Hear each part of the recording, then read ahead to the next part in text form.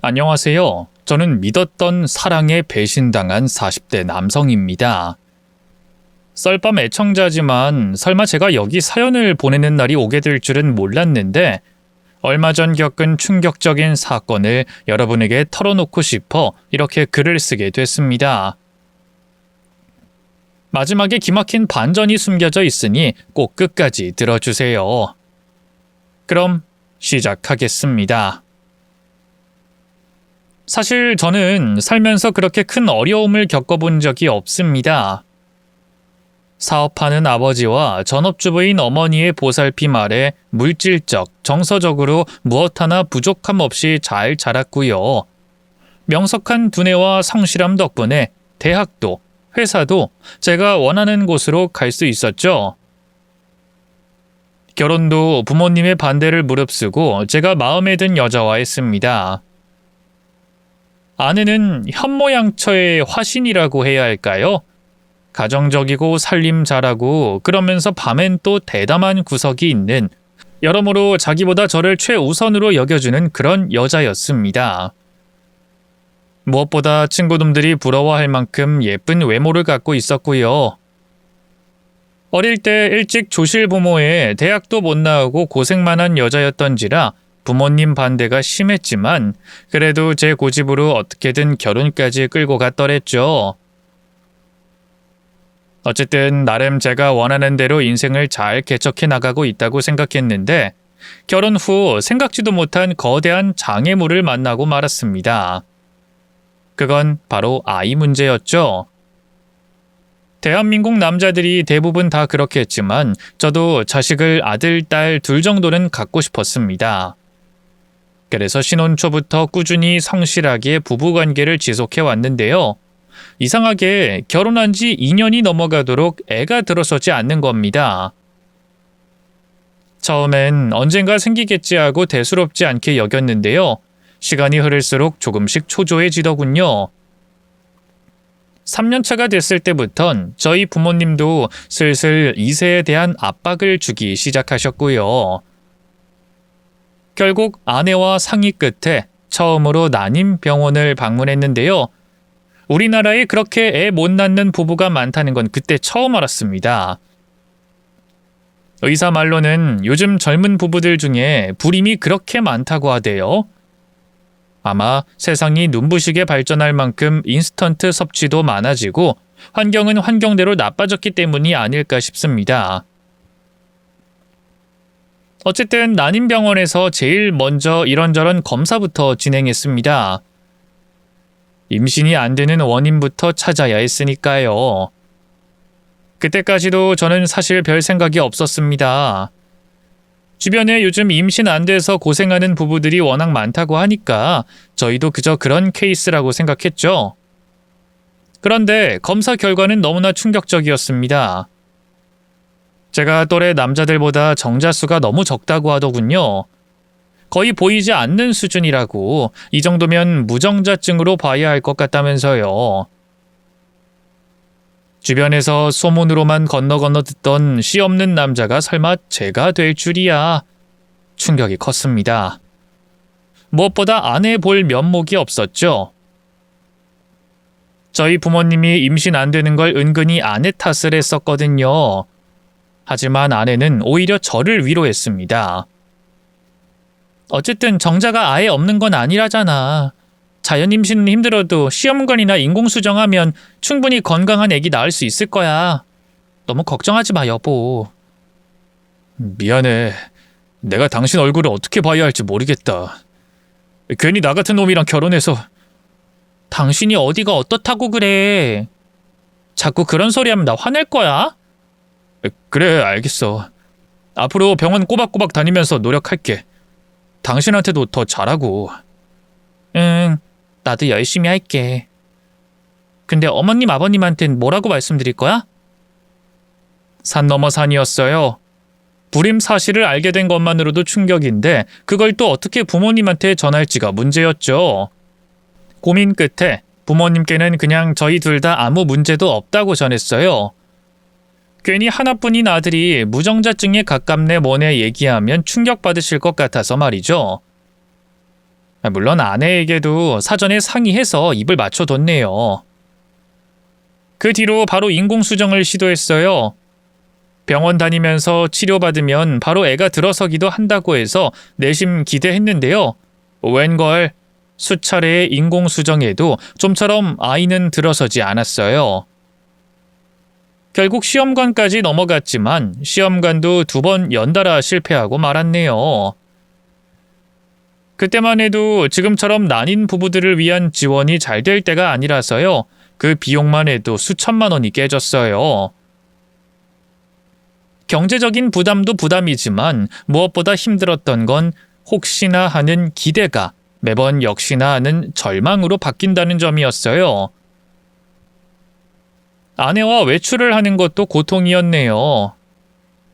길 가다 어린아이 손붙잡고 지나가는 젊은 부부만 봐도 저희는 무너져 내렸으니까요. 왜 아기 천사가 우리 부부에게만 찾아와 주지 않는 걸까?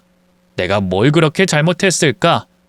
누구보다 좋은 아빠가 될 자신이 있는데 너무나 절망스럽고 고통스러웠습니다. 인생에서 이렇다 할 시련 한번 겪어본 적 없던 제게는 참 힘든 시간들이었죠. 시험관 시술 준비로 고통스러워하는 아내를 보는 것도 고통이었어요.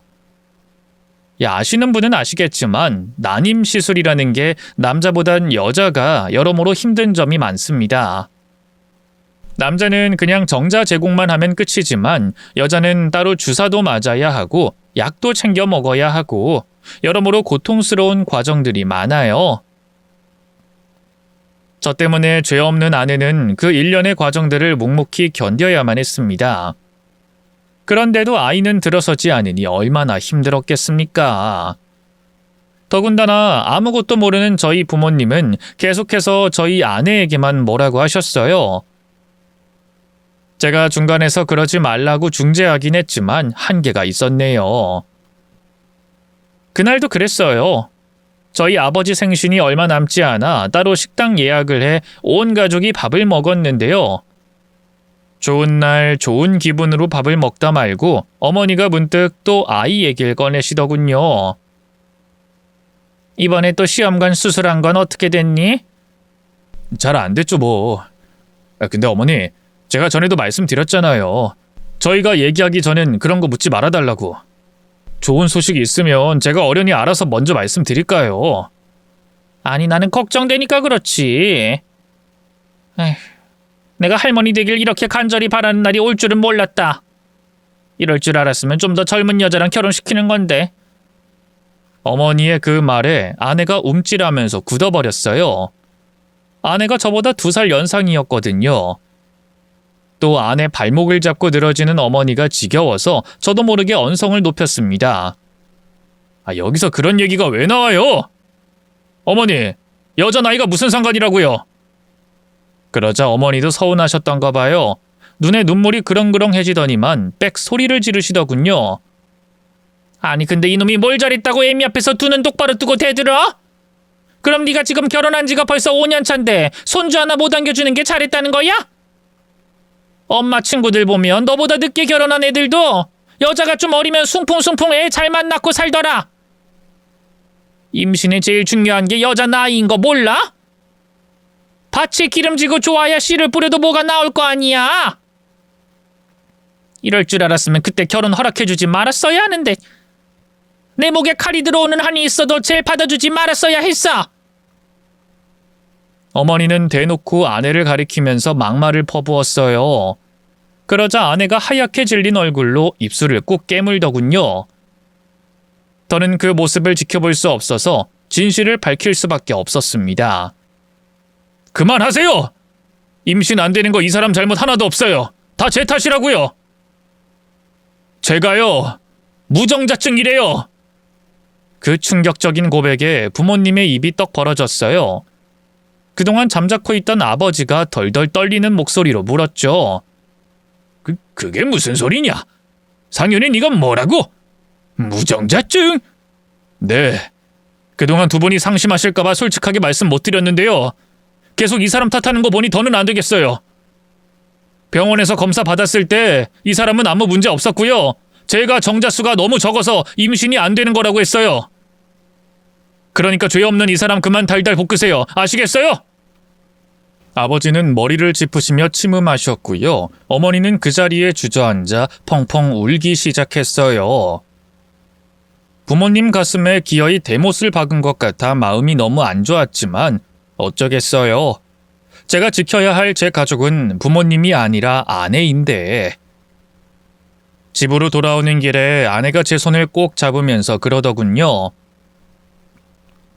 어머님 아버님한테 뭐하러 다 얘기했어. 난 아무렇지도 않았는데. 어머님 그런 게 하루 이틀도 아니고 그냥 한 귀로 듣고 한 귀로 흘리면 되는걸. 해도 너무하시잖아. 아버지 생신 축하드리겠다고 다 같이 모인 자리에서 굳이 밭이 어쩌고 저쩌고. 오히려 진작에 더 빨리 이렇게 했어야 했는데 내가 용기가 없어서 미뤄가지고 미안해. 아니야 여보. 오히려 내가 미안해. 어느새 저희 부부 둘 다 울고 있었어요. 시험관과 인공수정을 수차례 실패하면서 생긴 좌절감이 저희 부부 모두에게 큰 고통으로 돌아왔거든요. 그래도 한 가지 다행이라면 다행이랄까요? 그 뒤로 부모님이 아이 문제로 아내에게 뭐라고 하는 일은 없어졌어요. 오히려 두 분 다 서툴지만 아내에게 잘해주려고 노력하시더군요. 늘 구박만 하던 어머니는 아내를 위해 반찬을 싸다 주기도 하고요. 종종 저 몰래 용돈도 주시는 것 같더라고요. 자기 아들에게 무정자증이라는 흠이 있다는 걸 알고 나서야 그렇게 변한 게 좀 부끄러웠지만 그래도 아내에겐 참 다행이다 싶었네요. 그리고 결혼한 지 7년 차가 됐을 때 저희 부부도 나름 결단을 내렸어요. 바로 입양에 대한 문제였죠. 사실 저는 제 아이가 생기지 않는다면 굳이 입양까지 할 필요는 없다고 생각했는데요. 아내가 어릴 때 조실부모하고 보육원에서 자랐기 때문일까요? 아이를 갖고 싶어하는 의지가 너무 강했어요. 여보, 내 꿈이 당신이랑 나 닮은 예쁜 아가 낳아서 잘 키우는 거였어. 근데 그게 힘들다면 입양을 해서라도 꼭 아이는 갖고 싶어. 사람은 부모가 돼야 진짜 어른이 되는 거라고 하잖아. 이대로 당신이랑 나 둘이 알콩달콩 평생 살아도 좋지만 당신하고 나 누구보다 좋은 부모가 될 수 있는 사람들인데 우리가 한 아이의 인생을 구원해줘도 좋지 않을까? 글쎄, 솔직히 말해서 난 자신 없어. 친자식도 내 마음처럼 자라주지 않아서 힘들어하는 사람들이 많은데 우리 부부랑 피 한 방울 안 섞인 아이가 엇나가기라도 해봐. 훈육은 제대로 할 수 있을까? 그런 걱정은 일단 뒤로 미뤄두고 한번 보육원에 가보기라도 하자. 응? 나 정말 누구보다 간절하게 좋은 엄마가 되고 싶단 말이야. 아내는 흐느껴 울면서 제게 애원했어요. 명품이나 보석에도 욕심 없던 아내가 무언가를 그렇게 간절하게 바란 건 처음이었죠. 아내가 그토록 바라는 아이를 못 안겨준다는 죄책감 때문일까요? 결국 저도 아내의 부탁을 들어줄 수밖에 없었습니다. 고민 끝에 아내가 자랐던 보육원에 방문했어요. 보육원 원장님이 적당한 나이의 아이들을 몇 명 보여줬는데요. 저는 가급적이면 어린 여자아이를 입양하고 싶었는데 아내가 마음에 들어한 건 8살짜리 남자아이였어요. 나이가 너무 많지 않아? 우릴 부모로 인식하려면 적어도 초등학교 들어가기 전이내로. 애가 무슨 물건도 아니고 그런 식으로 기준을 정해놓고 쇼핑하듯이 고른다는 게 말이 돼? 그동안 당신한테 말은 안 했는데 사실 나 어릴 때 입양됐다가 파양당한 적 있었어. 여자애 주제 애교도 별로 없고 어둡단 이유로. 그 뒤로는 나이가 많다는 이유로 또 입양 기회가 없었고. 몰랐는데 아내에겐 파양에 대한 상처가 있었어요. 그래서 입양을 고려하는 다른 부부들이 그러는 것처럼 무조건 어리고 밝은 아이를 입양하는 걸 혐오했죠. 오히려 이미 너무 자라버려서 입양의 기회가 사라진 아이들에게 자꾸만 관심이 가는 것 같더군요. 난 이 아이가 좋아. 이상하게 어릴 때 내 생각이 난단 말이야. 눈매가 당신을 좀 닮은 것도 같고. 그치? 승아도 아줌마 아저씨가 마음에 들지? 네, 저도 두 분이 좋아요. 또 오셨으면 좋겠어요. 아줌마 아저씨가 오면 고기도 먹고 케이크도 먹을 수 있어서 좋아요. 아내가 마음에 들어한 남자애는 그 나이답지 않게 서글서글하고 애교도 많았어요. 보통 입양 전에 부부가 자주 보육원을 방문해 아이와 친해질 시간을 갖는데요. 그때마다 그 애는 적극적으로 저희 부부를 따랐죠. 무해한 존재가 그렇게 마음을 열어주니 자연스레 저도 점점 그 아이에게 정을 붙이게 되더군요. 결국 그 아이와 만난 지 반년 만에 저희 부부는 입양을 결정했고요. 저희 부모님과 길고 긴 상의 끝에 최종적으로 그 아이를 저희 집에 데려오게 됐네요. 이름도 김승아에서 강태연으로 새로 지어줬죠. 피 한 방울 안 섞인 아이를 내 자식처럼 잘 키울 수 있을까 걱정이 많았는데 의외로 저는 제 아들과 금세 좋은 부자 관계가 됐어요. 한 집에서 함께 먹고 자고 하면서 쌓이는 시간을 무시할 수가 없더군요. 처음엔 저를 낯설어 하던 아들도 언젠가부터 저를 아빠, 아빠 부르면서 잘 따랐고요. 저도 아들과 함께 목욕도 하고 야구장도 다니면서 조금씩 정을 줬네요. 부부 둘이 살던 것과 아이가 생겨 3명이 함께 사는 건 완전히 다른 세계였어요. 부모가 된다는 게 얼마나 힘들면서도 보람찬 일인지도 차차 알게 됐네요. 아들이 반에서 1등을 하면 제가 1등한 것처럼 기뻤고요. 자전거를 타다 무릎이 까진 날엔 제 가슴이 더 아팠죠. 또 내 맘대로 자라주지 않는 아들 녀석 때문에 속이 상할 때도 한두 번이 아니었어요. 야단을 쳤을 때 내가 친아빠가 아니라서 그런다고 생각하면 어쩌나. 주변 사람들이 학대라고 의심하면 어쩌나 생각이 많아지기도 했는데요. 그걸 이겨내고자 일부러 아들을 혼낼 땐 더 엄하게 혼냈어요. 아내가 아들에겐 무한정 관용을 베푸는 사람이었기 때문에 저라도 엄해야 한다고 생각했거든요. 아닌 게 아니라 아내는 아들에게 지나치게 사랑을 베풀었어요. 그동안 아이를 갖지 못했던 한을 풀기라도 하듯 아들이 원하는 건 뭐든 다 해주려고 했고요.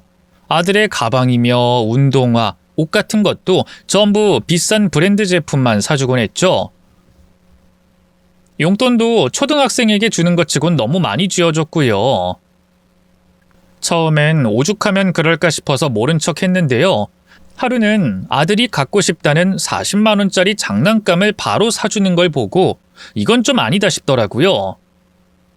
여보, 태연이를 예뻐하는 건 좋은데 애 버릇 안 나빠지게 적당히 해야지. 40만 원짜리 장난감은 너무 과하지 않아? 과하긴 뭐가 과해. 당신 대기업 다니지, 아버님 사업하시지. 우리가 못 사는 집도 아니고 이 정도 장난감은 충분히 사줄 능력 되잖아. 사줄 수 있는 능력이 되냐 안 되냐랑은 또 다른 문제지. 태연이 생일도 아니고 어린이날도 아닌데 덜컥 그렇게 비싼 장난감을 나랑 한마디 상의도 없이 사주면 어떡해. 안 그래도 요즘 애가 때가 많이 늘었는데 앞으로는 갖고 싶다고 하는 거 무조건 다 사주지 말고 나랑 상의 좀 해줘. 제 당부에 기분이 상했던 걸까요? 아내가 팍 인상을 쓰면서 생각지도 못한 말을 했습니다. 당신 서운하게 왜 그래? 태연이가 당신 친아들이었어도 그랬을 거야? 뭐? 여기서 갑자기 그 얘기가 왜 나와? 왜 나오긴 왜 나와? 친아들도 아닌 애한테 40만 원 장난감 사주는 게 아깝다 이거잖아 지금. 누가 그렇대? 난 그냥 태연이 버릇 나빠질까 봐. 됐어. 핑계대지 마. 내가 볼 땐 태연이가 당신 친아들 아니라고 돈 아까워하는 것 같으니까. 불쌍한 우리 태연이. 급기야 아내는 방에서 혼자 잘 놀고 있던 아들을 데리고 나와선 끌어안고 펑펑 울기 시작했어요. 아들은 영문을 몰라 하면서도 그런 아내를 다독이더군요. 엄마 울지 마. 왜 그래? 아빠가 엄마 울린 거야? 내가 아빠 혼내줄까? 우리 아들 어쩜 이렇게 마음씨도 착해선. 엄마 우니까 위로해주는 거야 지금? 응, 내가 위로해줄게 엄마. 그러니까 울지 마. 제가 다소 엄한 아빠였기 때문일까요? 아니면 원래 자식이란 아빠보다 엄마를 더 따르기 때문일까요? 두 모자 사이는 제가 끼어들 수 없는 어떤 끈끈함이 있었어요. 아내는 계모라고는 믿을 수 없을 만큼 온 몸과 마음을 다해 아들을 돌봤죠. 아들도 그런 아내를 당연히 친엄마처럼 따랐고요. 때때로 저는 그런 모자 앞에서 소외감을 느끼기도 했네요. 그도 그럴 게 아들이 들어오고부턴 모든 게 다 아들 위주가 됐거든요. 밥상도 전부 아들이 좋아하는 반찬으로만 차려졌고요. 어쩌다 아들 소풍이나 발표회 같은 이벤트가 생기면 아내는 아예 집을 비우기도 했어요. 아들의 뒤를 쫓아다니느라 바빠서 말이죠. 아내의 극성은 거기서 끝이 아니었어요. 언젠가부터 아내는 아들을 사립초등학교로 전학 보내고 싶다는 욕심이 생겼나 봐요. 저와는 상의도 없이 아들 사교육비에 수백만 원을 쓰기 시작하더니만 다른 엄마들하고 정보를 주고받아야 한다면서 집안일엔 부쩍 소홀해지더군요. 그쯤 저도 회사에서 중요한 프로젝트 때문에 야근을 밥 먹듯이 했는데요. 아내는 저녁상을 차려주긴커녕 밖에서 사 먹고 들어오라고 했고요. 제 양복 빨래도 미루기만 해서 결국 제가 직접 세탁소로 가서 맡겨야 했죠. 이건 좀 너무하다 싶어서 하루는 아내를 붙잡고 말했어요. 당신 태연이 교육에 신경 쓰는 건 좋은데 말이야. 나한테 너무 무관심한 거 아니야? 그게 무슨 말이야? 내가 당신한테 언제 무관심했다고 그래?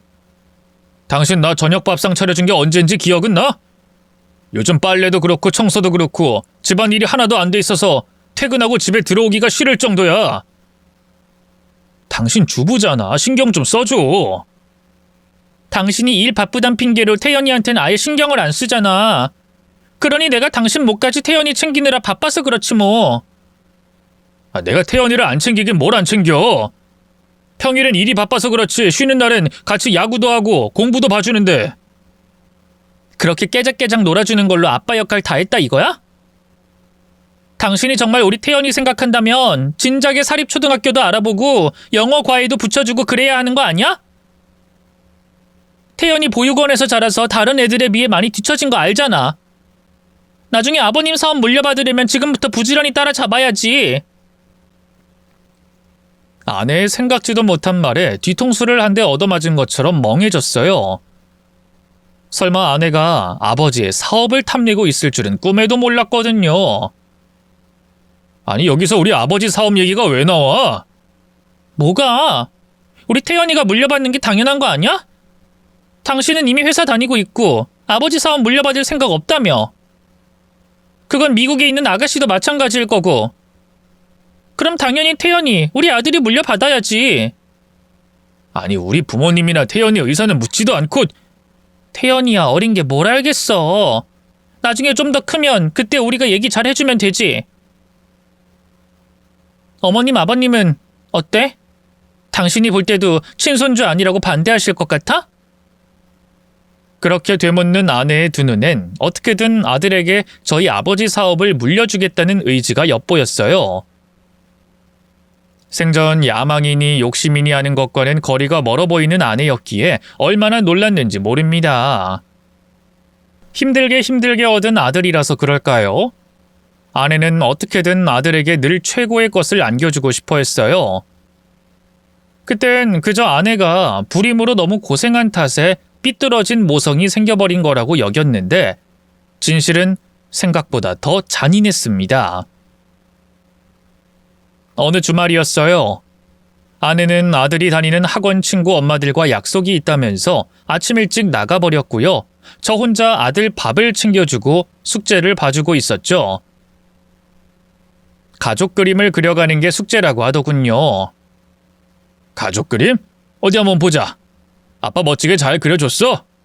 응. 아직 덜 그리긴 했는데 아빠 한번 볼래? 엄마 보여주기 전에 아빠 먼저 보여줄게. 그래, 우리 태연이 얼마나 잘 그렸는지 한번 보자. 제 말에 아들이 열심히 색연필을 문지르고 있던 스케치북을 보여줬어요. 그런데 그 순간 저는 제 두 눈을 의심하고 말았죠. 스케치북 속에 있는 인물이 3명이 아니라 4명이었거든요. 다정하게 웃고 있는 남녀와 어린 아들, 그리고 그 옆에 또 다른 남자가 한 명 더 그려져 있었죠. 여기 이 두 명은 엄마랑 아빠야? 이 앞에 있는 건 태연이고? 응, 맞아. 잘 그렸지? 그럼 태연이 옆에 있는 이 사람은 누구야? 그러자 아들이 갑자기 대답을 머뭇거렸어요. 아, 이 아저씨는 엄마가 아빠한테 말하지 말랬는데. 그 말을 듣는 순간 흠칫했어요.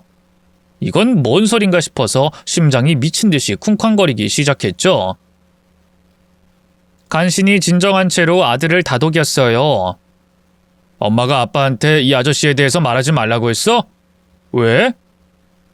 그게 그러니까 아빠랑 민철 아저씨랑 사이가 안 좋다고. 그래? 아빠는 이 민철 아저씨랑 사이 좋은 편인데? 태연이 그럼 그동안 민철 아저씨랑 자주 만났어? 누군 줄 알고? 다행히 아이는 아이였어요. 제가 몇 번 말로 구슬리자 술술 얘기하기 시작하더군요. 민철 아저씨 엄마 친구 아저씨잖아. 아저씨 나 만나면 맛있는 것도 많이 사주고 얼마 전엔 로봇 장난감도 사줬어. 요즘은 아빠보다 이 아저씨가 훨씬 더 좋아. 근데 엄마 친구 아저씨를 왜 여기에 그렸어? 이 아저씨는 가족이 아니잖아. 엄마가 우리랑 가족이나 다름없다고 했는데? 그러니까 아저씨한테 잘하라고 했어. 아들의 말에 뒤통수를 한 대 얻어맞은 것처럼 정신이 혼미해졌어요. 아내에게 이렇게 가까운 이성 친구가 있다는 말은 한 번도 들어본 적이 없었거든요. 더군다나 아들까지 끼고 몰래 만나왔으면서 저한텐 입도 뻥끗하지 않았다니 누가 봐도 너무 수상했죠. 간신히 정신을 차리고 아들에게 떨리는 목소리로 다시 물었어요. 그럼 엄마 오늘도 민철 아저씨 만나러 간 거야? 그건 모르겠는데. 요즘 나 빼고 둘이서도 만나는 것 같아. 치사하게. 아빠도 민철 아저씨랑 친하다고 했지. 그럼 한번 같이 가볼래? 아저씨 집에? 엄마랑 둘이서만 놀고 있을 수도 있어. 아들의 말에 어째야 하나 순간적으로 갈등이 일었어요. 제가 생각할 땐 아내가 바람을 피우고 있는 게 분명했거든요.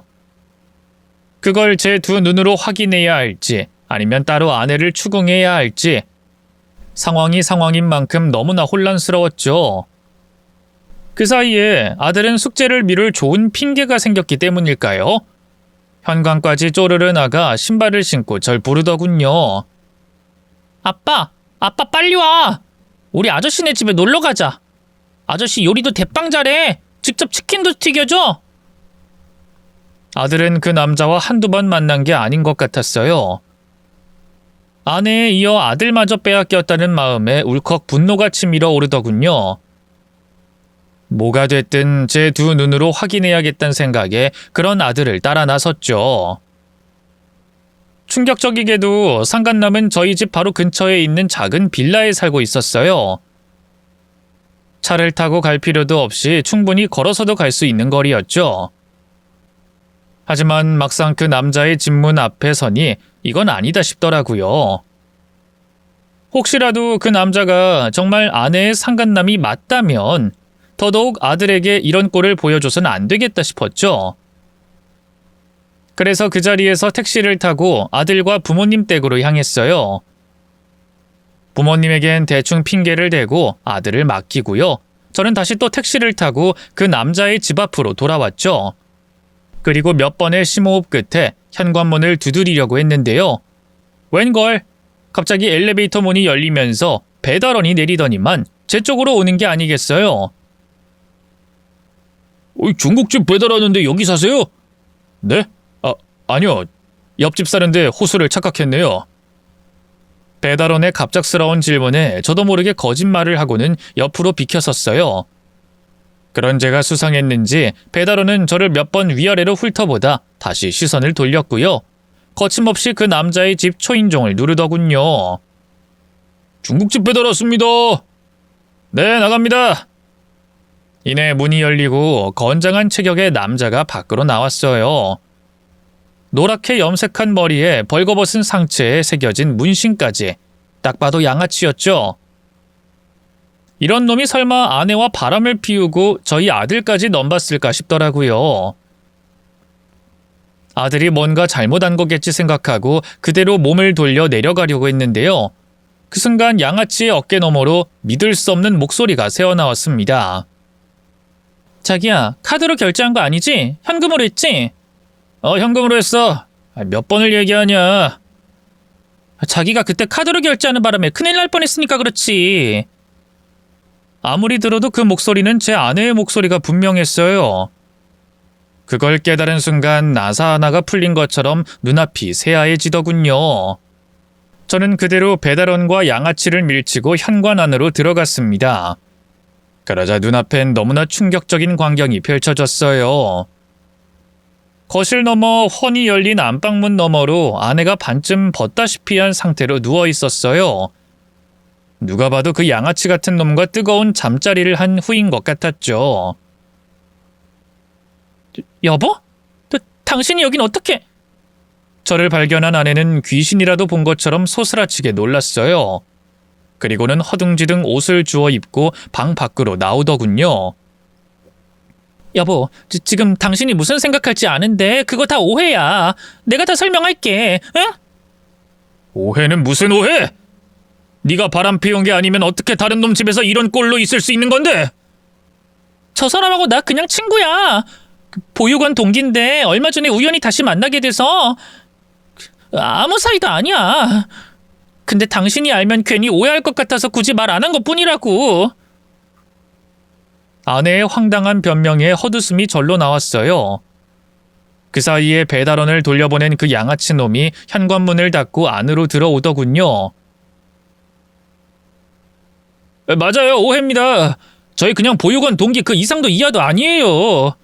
오랜만에 만나서 그냥 회포나 풀려고 했던 건데. 일단 인사부터 나눌까요? 저는 박민철이라고 합니다. 양아치 놈은 실실 웃으면서 제게 손을 내밀었어요. 저는 그놈의 손을 거칠게 내치면서 버럭 고함을 질렀어요. 지금 한가하게 통성명이나 할 때야? 사람을 무슨 병신으로 하냐고! 아이, 왜 이러실까? 저 정말 미숙이랑 아무 사이도 아닌데. 미숙이 옷차림이 저래서 오해하시는 것 같은데 미숙이가 더위를 많이 타잖아요. 저희가 워낙 남매처럼 스스럼 없는 사이라서 좀 벗고 있으라고 했습니다. 이해 좀 해주세요. 웃기고 있네. 남매처럼 스스럼 없는 사이는 무슨. 어쨌든 피 한 방울 안 섞인 남녀가 대낮부터 이렇게 한 공간에서 옷 벗고 있으면 뻔한 거 아니야? 내가 이대로 안방 들어가서 한번 침대고 쓰레기통이고 다 뒤져봐? 그러나 양아치 놈은 겁먹긴커녕 픽 비웃음을 흘리더군요. 한눈에 봐도 저를 우습게 여기는 것 같아서 화가 났네요. 그 사이에 아내가 얼른 제게 다가와 팔을 잡았어요.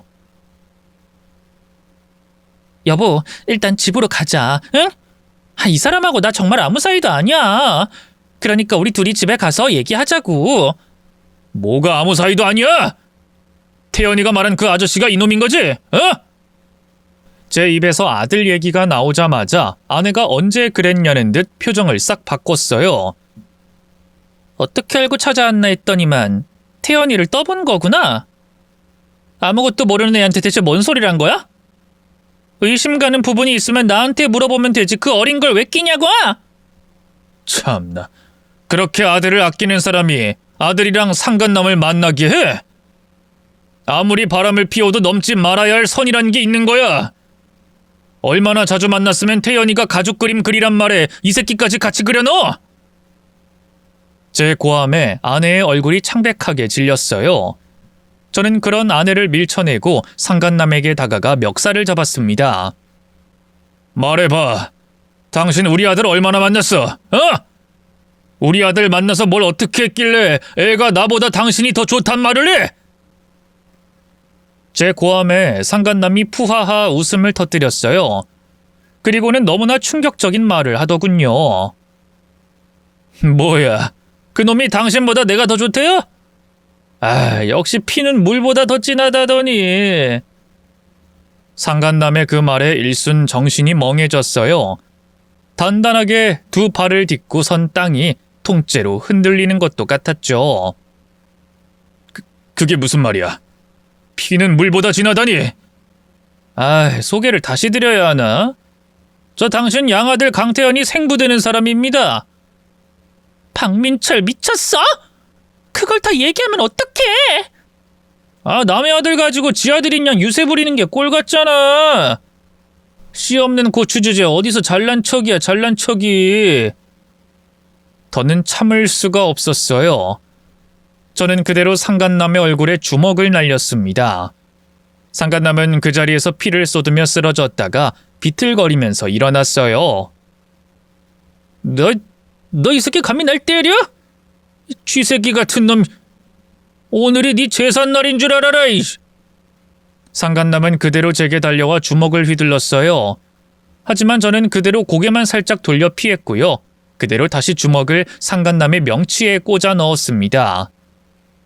제가 보기엔 비쩍 말랐어도 꾸준히 취미로 권투를 했었거든요. 운동이라곤 거리에서 시비 붙는 놈들과 주먹 다짐밖에 못 해봤을 양아치 상간남은 상대가 되지 않았죠. 상간남은 그대로 헉소리를 내면서 주저앉았어요. 그러자 아내가 황급히 다가와 절 말리더군요. 여보 진정해. 이렇게 흥분해선 주먹 붙었으면 어떡해. 일단 진정하고 나랑 차분하게 대화를. 대화 같은 소리하고 자빠졌네. 전 일말의 망설임도 없이 손을 날려 아내의 뺨을 때렸어요. 그리고 충격받아 멍해진 아내를 향해 다시 입을 열었죠. 저 새끼 말이 사실이야? 어차피 유전자 검사하면 다 나오는 거니까 사실대로 말해. 우리 아들 태연이가 정말 저 새끼 친자 맞아? 그러니까 맞아. 미안해 여보. 아내가 입술을 꾹 깨물면서 고개를 숙였어요. 가슴 깊은 곳에서부터 또 한 번 충격이 지진처럼 밀려 들어왔지만 애써 내색하지 않고 말했죠. 입 벌린 사과는 필요 없고 저 새끼랑 보육원 동기라면서 의도적으로 저 새끼 애를 입양한 거야? 그래? 그러자 돌아온 대답은 너무나 충격적이었습니다. 실은 여보, 태연이 내 친아들이야. 당신 만나기 전에 저 인간이랑 하룻밤 실수로 그만 애가 생겼는데 둘 다 책임질 여건이 안 돼서 보육원에 맡겼던 거야. 근데 당신 만나고 나니까 계속 아이가 눈에 밟혀서 어차피 당신은 무정자증이라서 애를 가질 수도 없겠다. 우리 태연이 데려와서 당신이랑 잘 키우면 좋을 것 같아서. 미안해 여보. 내가 죽을 죄를 지었어. 경악스러운 진실 앞에서 그 어떤 말도 나오질 않더군요. 할 말을 잃고 멍청이 서 있기만 하자 그 사이 아내가 제게 울며 불며 매달리기 시작했어요. 그치만 당신에 대한 내 마음까지 의심하진 말아주라. 나 정말 당신 사랑하고 당신이랑 우리 태연이 잘 키우고 싶었어. 근데 저 새끼가 내가 태연이 입양했다는 거 알고 나타나선 막 협박하잖아. 당신한테 모든 걸 다 알리겠다고. 그래서 어쩔 수 없이 저 새끼랑 태연이를 만나게 해줄 수밖에 없었어. 관계도 억지로 맺은 거고. 진짜야. 거짓말 아니야. 지금 그걸 말이라고 해? 너 이거 사기야. 명백한 배신이라고. 나도 알아. 그래서 이렇게 미안하다고 빌잖아. 여보, 나도 내 마음이 아니었어. 당신이랑 아무리 노력해도 애는 안 들어서지. 보육원에 버리고 온 내 아들은 눈에 밟히지. 그래서 그랬어. 이렇게만 하면 당신이랑 우리 태연이랑 셋이 행복하게 잘 살 수 있을 거라고 생각했단 말이야. 급기야 아내는 바닥에 주저앉아 통곡하기 시작했어요. 하지만 저는 그런 아내가 더는 안타깝지도 가엾지도 않았어요. 그저 너무 가증스러워 보이기만 하더군요. 부부 사이에 사랑보다 더 중요한 게 믿음이라고 하잖아요. 하지만 이미 그 믿음이 깨져버렸는데 어떻게 옛날처럼 돌아갈 수 있겠어요? 됐고, 오늘 내로 짐 정리해서 집에서 나가줘. 태연이는 부모님 댁에 있으니까 당신이 대충 핑계대고 데리고 나와. 앞으로는 변호사 통해서만 대화하자. 이혼 서류도 변호사 통해서 보낼 테니까 그렇게 알고. 그러자 엉엉 울던 아내가 두 눈을 커다랗게 뜬 채로 제 발목을 잡았어요. 그게 무슨 말이야? 당신 진짜 나랑 이혼하겠다는 거야? 당신 나 사랑한다고 했잖아. 나밖에 없다고 했잖아. 근데 어떻게 사람이 이렇게 하루아침에 달라질 수가 있어? 참나, 피해자인 척하지 마. 지금 내 눈앞에서 다른 새끼랑 속옷 차림으로 뒹굴고 있던 게 누군데? 뭐 협박받아서 어쩔 수가 없었어? 웃기지 마. 정말 어쩔 수가 없었으면 그때라도 나한테 모든 진실을 알리고 빌었어야지. 이렇게 다른 놈이랑 붙어먹는 게 아니라. 결국 넌 내가 주는 커다란 집, 넉넉한 돈 같은 그런 경제적인 조건만 누리고 싶었던 거야. 진짜 마음은 이놈한테 있는데 너도 네 아들도 편안하게 먹고 살고 싶은 마음에 날 계속 속인 거라고. 그런 거 아니야, 여보. 오해하지 마. 나 정말 당신 사랑해. 태연이도 당신을 얼마나 잘 따르는데. 그런 여자가 양심도 없이 애한테 한 달에 수백만 원을 쏟아부어? 심지어 우리 아버지 사업도 네 아들한테 물려줄 생각이었지? 양심도 없고 뻔뻔한 년. 이거 놔! 놓으라고! 저는 제게 매달리는 아내를 뿌리치고 그 자리를 나왔어요. 그리고 바로 로펌을 찾아가 변호사를 선임했죠. 십수년간 이혼 소송을 전담했다는 변호사도 제 얘기를 듣더니 이런 케이스는 처음이라면서 입을 떡 벌리더군요. 어쨌든 그 변호사와 함께 바로 이혼 소송 및 상간자 소송을 진행했어요. 한편으로는 아내와 그 상간남을 사기죄로 고소도 했죠. 최대한 숨기고 싶었지만 결국 부모님도 모든 진실을 알게 될 수밖에 없었어요. 두 분 다 제가 무정자증이라는 걸 안 뒤로 아내에게 얼마나 잘해주셨는데요. 은혜를 원수로 갚았다면서 엄청 화내시고요. 괜히 당신들 잘못 같다면서 눈물을 보이기도 하셨네요. 하지만 저희 부모님에게 무슨 죄가 있겠어요. 애초에 여자 보는 눈이 없었던 못난 자식놈이 부모님 가슴에 대못을 박은 거죠. 재판 과정에서 드러난 충격적인 진실은 또 있었어요. 아내는 보육원을 졸업한 이후 그 상간남과 동거하면서 임신을 했고요. 아이가 태어났는데도 상간남이 가장으로서 책임을 다하긴커녕 허구한 날 노름만 해대고 그 와중에 바람까지 피우자 결국 애를 보육원에 맡기고 본인도 도망친 거였어요. 저는 애초에 아내가 저를 이용할 작정으로 접근했던 게 아닌가 생각했는데요.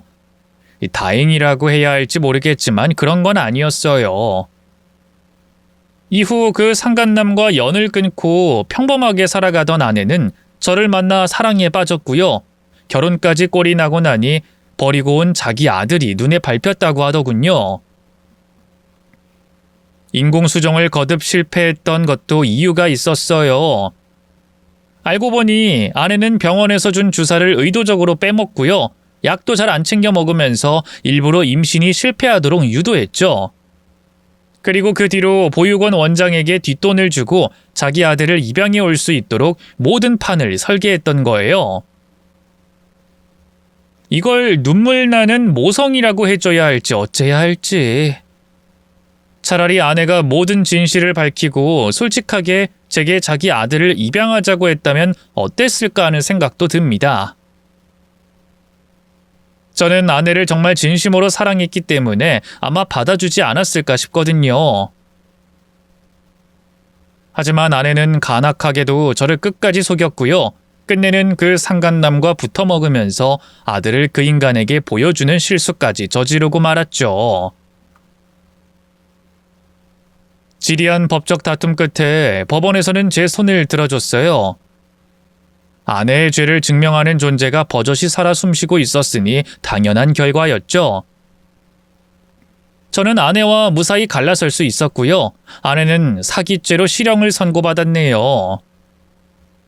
물론 초범이라 형량이 그리 길진 않았지만 그래도 빨간 줄을 그이게 한 것만으로도 어느 정도 복수는 한 셈이라고 생각합니다.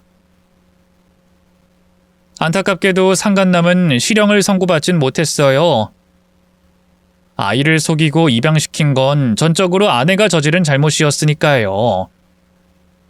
물론 그 상간남에게도 꽤 큰 돈을 위자료로 뜯어내긴 했지만 그것만으론 성이 안 차더라고요. 그래서 따로 아버지 지인분의 힘을 빌어서 그 상간남에게도 복수를 좀 해줬습니다. 앞서 말씀드린 것처럼 그 상간남은 도박에 미쳐있는 양아치였는데요. 아내를 다시 만나고 나서도 변변한 직업도 없이 허구한 날 도박장에서 살았더라고요. 그래도 꾸준히 여자들 등쳐먹은 탓인지 별다른 빚은 없었는데요. 지인분 소개로 타짜 하나를 섭외해 설계라고 해야 할까요? 의도적으로 타짜와 그 상간남을 맞붙게 해 이틀간 계속 큰 돈을 따게 해줬어요. 그러자 그 상간남은 정신을 못 차리고 전 재산을 다 올인하더군요. 그리고 바로 그때 타짜가 본 실력을 발휘해서 그 상간남의 재산을 다 털어먹었죠. 한 번 큰 돈을 딴 경험이 있기 때문일까요? 평소 같았으면 그쯤에서 물러났을 놈이 사채까지 써가지고는 다시 덤비더군요. 당연히 그 판돈마저 전부 다 잃게 됐고요. 그놈은 지금 사채업자들에게 쫓기는 신세가 돼 전국을 떠돌고 있죠. 전처 역시 이혼 후 완전히 밑바닥 인생을 살고 있어요. 상간남과 천년의 사랑인 양 죽고 못 살 땐 언제고 지금은 서로 갈라서서 얼굴도 안 보고 산다네요. 생계도 어려워져서 남의 집 살이하는 걸로 근근히 먹고 살고 있다 합니다. 사실 헤어지고 전처에게서 몇 번 연락이 왔어요. 다시 합치자고. 당신 없이는 못 살겠다면서 뒤늦게 애원하더군요. 당신 태연이 많이 아꼈잖아. 태연이 안 보고 싶어? 태연이는 아직도 당신 많이 찾아. 제발 나 말고 태연이 생각해서라도 용서해주면 안 될까? 비겁하게도 전처는 아들을 내세워 제 마음을 흔들었어요. 끝까지 참 나쁜 여자였죠. 솔직히 그간에 키운 정이 있으니 저도 아들 생각이 안 나는 건 아니었습니다. 그냥 뭐 드라마 속 주인공처럼 아들만 제가 키울까 하는 고민도 했었으니까요. 따지고 보면 그 어린 것이 무슨 죄가 있겠어요. 하지만 전처에 핏줄이기만 하면 모를까 상간남의 자식이기도 했으니까요. 차마 제가 끝까지 책임질 수는 없더라고요. 어디서 뻔뻔하게 그 이름을 입에 올려? 당신이 정말 인간이라면 내 앞에서 그의 이름을 입에 올리는 짓은 하면 안 되는 거 아니야? 됐고, 다신 연락하지 마.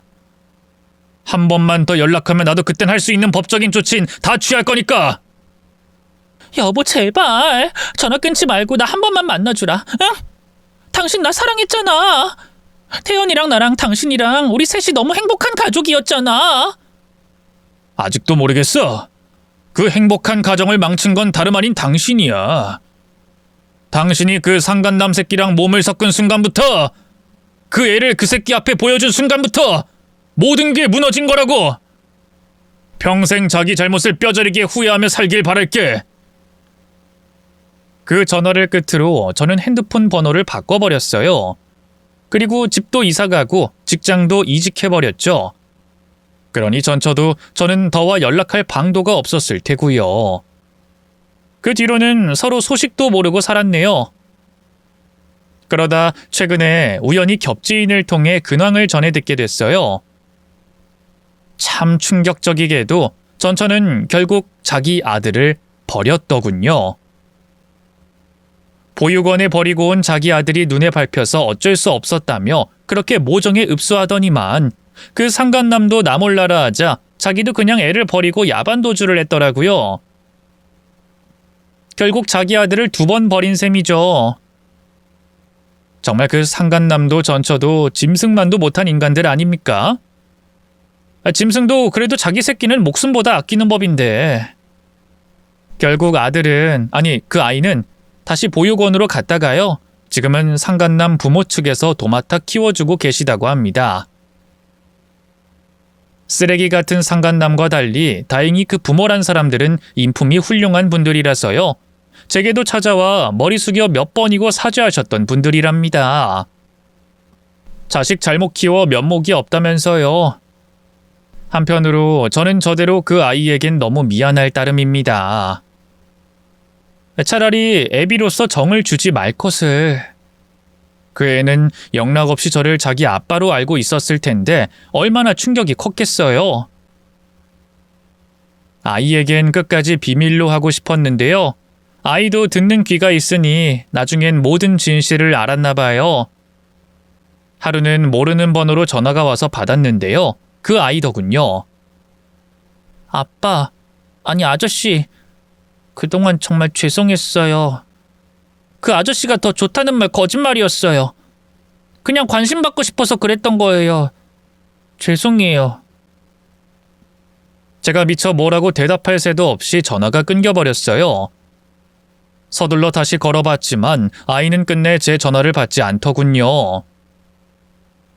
그날 하루 종일 얼마나 울었는지 모릅니다. 너무 엄하게만 대하지 말고 좀 더 다정하게 대해줄 걸.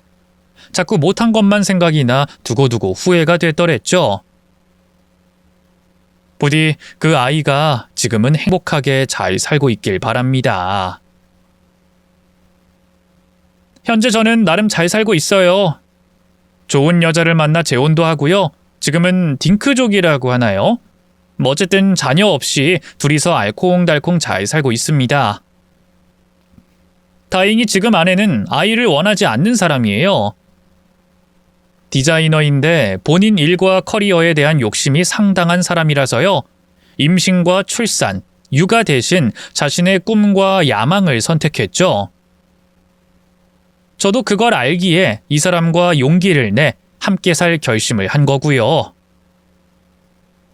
혹시라도 뒤늦게 이세에 대한 갈망이 생긴다면 그땐 난임병원이든 입양이든 고려해 보기로 의견을 나눴습니다.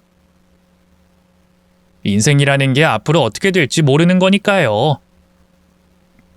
부디 저희 부부 앞날에 축복만 가득하길 바라봅니다. 긴 얘기 들어주셔서 고맙습니다. 모두 건강하세요.